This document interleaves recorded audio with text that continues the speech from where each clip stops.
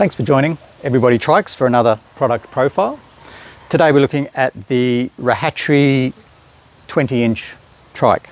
So this bike comes in two sizes. There's a 20-inch wheel size, which is the size of the wheel here, and there's a 16-inch wheel size, which is a slightly smaller bike, but they both have identical sort of features.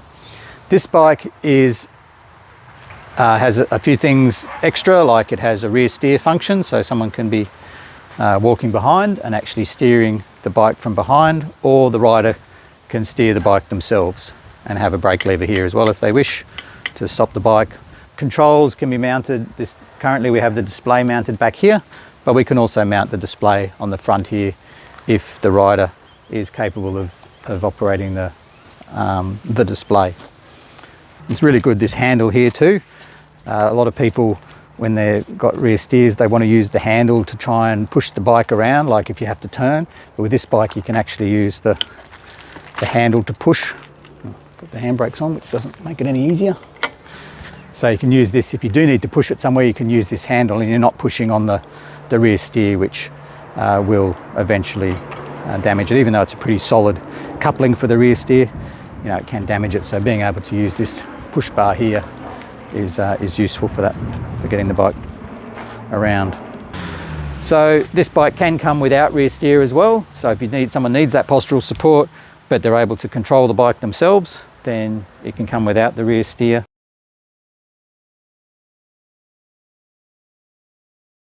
On this bike, throttles are a little contentious issue. Currently, an electric bike in Queensland, definitely, and other states as well, isn't allowed to have a throttle. But on this bike, we do put a throttle quite often on the rear steer. And the reason for that is not so much for the rider, but it's more because if you have a person on this bike who really isn't able to pedal, it can be very hard for the carer or the parent or the grandmother or whoever to take the person out for a ride, particularly when they get older and they get heavier. You're having to push them if they're not pedaling, and that can get pretty hard pretty quickly, and people just don't want to do it. By having a throttle on the back,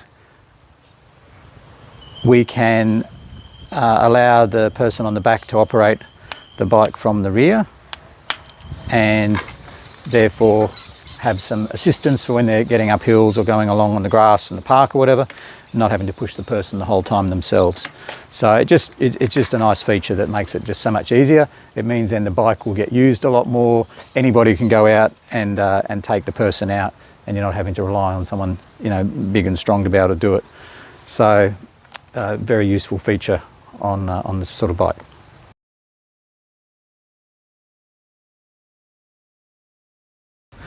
It comes as a mechanical bike, but we pretty much do all of our bikes as electric, because once people, this is a heavy bike. It's a steel frame bike with all the postural support on and everything. It's a very heavy bike, and for anybody to ride this bike is hard work. Single speed, you don't have any gears, quite short cranks. So again, not much mechanical advantage. So it's hard work to pedal, and unless you're on totally flat concrete surface like this, you'd struggle to pedal this bike. An able-bodied person would struggle to pedal this bike, around the park and wherever. So having the power assist, one on the back for helping the carer if the person doesn't really pedal very much, but otherwise for the person actually riding the bike, which I'll try and demonstrate, it again is just like it's just like a standard electric bike. So when I start pedaling, again, we can adjust all of the power levels, so we can have just a small amount of power. If I can start pedaling on the bike, pedaling along, and now the power's just kicked in. Very small amount of power, but it means that at least the weight of the bike is sort of negated by the power assistance. So you're not trying to push a big heavy bike. You are, it feels very easy to pedal. So someone with, even though they may have quite limited leg strength, they can still move this bike around quite easily just with that power assistance.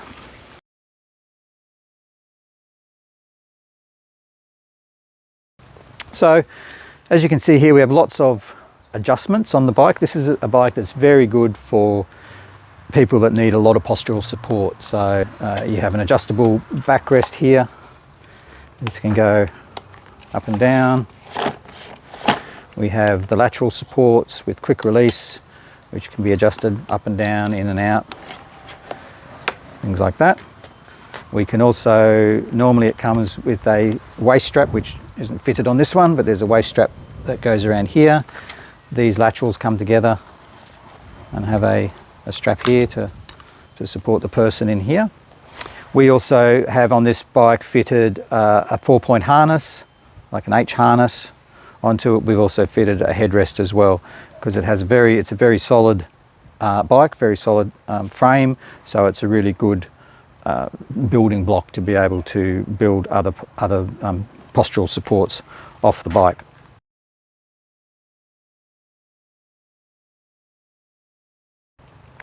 Another nice feature about this bike is that the seat can actually move backwards and forwards along these rails in this direction, but also up and down on a 45-degree angle here. This allows for you to adjust, so the more the seat is back, it's called a more recumbent position, so your feet are now more in front of you when you're pedaling versus being further above and upright above the bike. So it allows for different geometries of pedaling to suit, you know, particular person's, I guess, you know, functional capacity and how they can pedal, but also allows for growth, because as you grow you can push the seat back and then you can push it up, which means that rather than the seat just going straight up on an upright trike, and as you grow taller and taller you're going up and getting higher and higher, on this bike you can actually move back, which is keeping that weight low on the bike, and therefore the centre of gravity of the bike is lower and a bit more stable. The thing we do, particularly for people if they're in a powered wheelchair and they tend to need that a lot of postural support, is we actually put the whole of the backrest and the seat on a slight angle, tilting backwards, so that when the person's in the bike they're sort of leaning back into the backrest a bit, and you can still have your postural, you know, your 4-point harness and your laterals, but they're not sort of falling forward on the bike.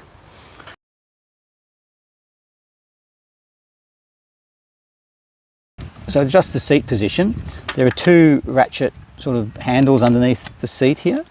So it's a little bit awkward sometimes to get them in the right spot, but you can sort of ratchet them around. So you just loosen that off, and then you can slide the seat backwards and forwards like that, and just do them back up again. And then you can unscrew this pin here, and there is a series of holes on here, so you can move this up and down to the required seat position as well. So you have the 2 adjustments for adjusting the seat, one up and down and one forward and backwards, depending on, you know, where you want their pedaling position to be in relation to their sort of hips. Again, we can go in and out here with this one, which allows us to adjust the backrest position in and out. On all seats, pretty much on all saddles, you can adjust the angle of the saddle as well. You can undo these 2 nuts here, and you can tilt the seat backwards and forwards a bit.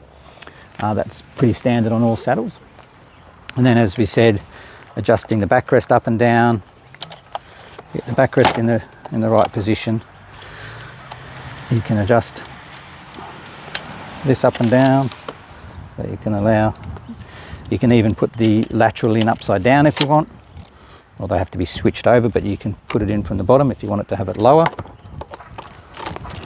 So quite a bit of adjustment.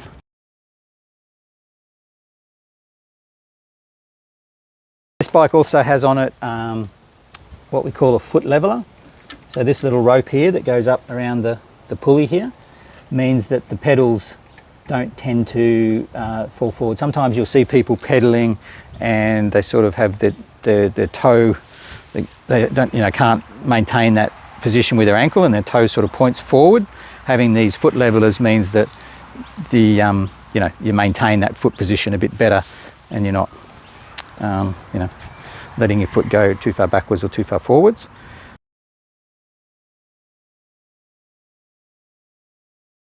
Now, this one also has another feature which we've developed ourselves called a fixed free interchange hub. Currently the bike is in what we call freewheel. So freewheel is where the bike, you can coast just like a standard push bike. You can pedal, and then if you're going down a hill or something, you can coast. So I can pedal a bit, I can stop pedaling, and I can pedal again. So this is called freewheel. You need to get power assistance on the bike to be able to use the power assist function. You really need to be able to pedal the bike in freewheel, because when I pedal, the power comes on, and when I stop pedaling, the power comes off. So that's something that someone has to do. But it's actually reasonably difficult from a coordination point of view to be able to freewheel pedal, and it's not something that you can necessarily, someone can do automatically, and sometimes they need to learn how to do that freewheel pedaling. So then you can put the bike, or some people in some cases, may never be able to freewheel pedal. And so if you put them on a bike with freewheel, they'll just sit there and they won't actually be able to get their legs to go around at all. So it's sort of a bit pointless really. So we have another mode that we've developed. So this pin comes out. Put the pin in there. Now we've locked the bike into what we call fixed gear. So now when I push the bike, the pedals always go round, backwards and forwards.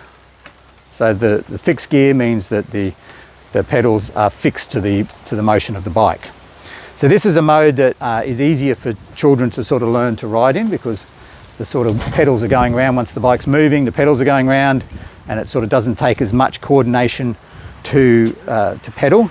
But for other people, it might be that they really aren't going to get the feel of it, or they haven't really worked it out yet. So we can use what we call therapy mode. I'm just got my finger on a button here at the back. It's like a fail-safe button. Whenever I've got my finger on the button, the bike is just going along, currently at power level 1, so just at a nice walking pace. And if the person was on the bike now, they would be in effect getting pedaled by the bike. They're not having to do anything. The pedals are turning because the motor's turning and pushing the bike along. And so they're getting, they're getting that motion, they're getting that passive exercise or passive range of motion of feeling what it's like for their legs to go around. And for some people, this might be, all that they are capable of doing, but at least they're getting, their feet turning and their legs getting that feeling. And you might do that, and it might be a case where you go out, you do this for 10 minutes on the bike or something with the person feeling the motion, and then they either want to rest, or you're going to give them a go at trying to pedal themselves. So now we can pull the pin out, and now we're back to them either having a rest, and now you can just use the throttle to get home, because everyone just wants to get home and have dinner, and you're not having to push them and they're not having to pedal. Or if they're capable, or you want to have a go, then you can try and give them an opportunity to try and pedal the bike in freewheel mode.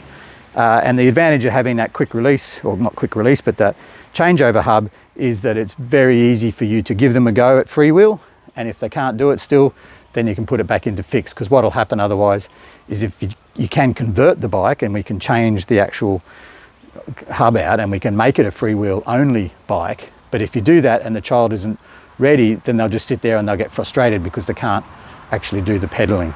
And so it's one of those things where you have to sort of work up to it where they can do it in freewheel. So this bike can be configured as freewheel only. It can be configured as fixed gear only if for some reason you only ever wanted to have it in fixed gear, or we can have the changeover hub to allow us to go between the fixed gear and the freewheel.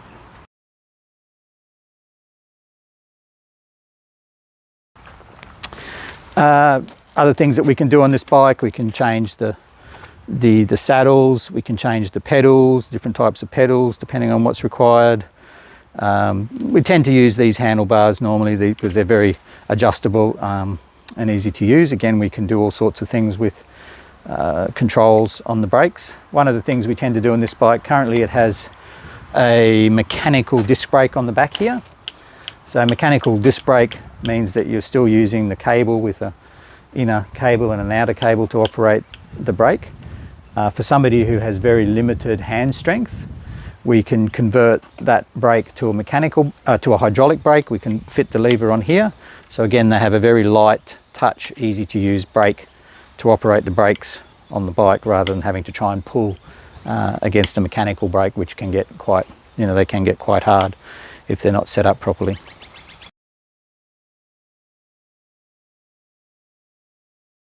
You can maintain quite a nice open area for doing a transfer. So, some people with quite complex needs, it might be difficult for them to get on and off the bike, and in some cases they may even need to be hoisted onto the bike.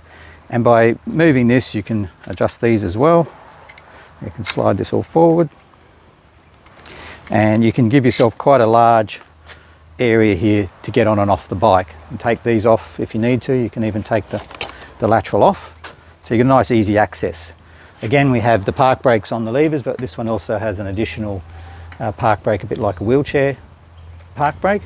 So the bike's very, well, held while you can get the person on and off the bike. So rather than with an upright trike, you find that you have to lift, if they're a tall person, and particularly if they're heavy as well, you end up having to lift them up onto the saddle almost, and then you need a lot of support to be able to hold them up there, because they're sitting quite high and you need a lot more support. This way, you can almost do like a standing transfer off a wheelchair, because it's nice and low.